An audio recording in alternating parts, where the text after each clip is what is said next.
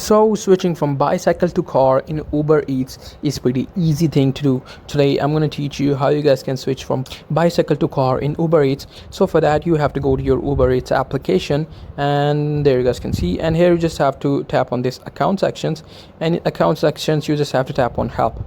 And in help you have to select any of the random options. Suppose if I tap so I'm just going to tap on this delivery and pickups, and here I have different question about Uber Eats.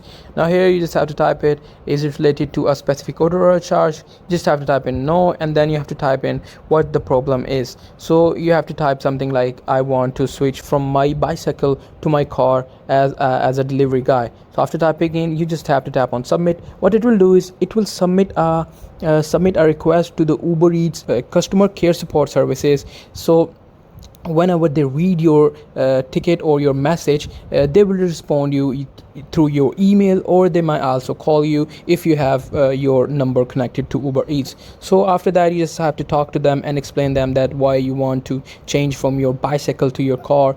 After explaining to them, they will help you changing from your bicycle to your car. So that's pretty much it. That's how you guys can go from your bicycle to car in Uber Eats. Hope you guys find this video helpful.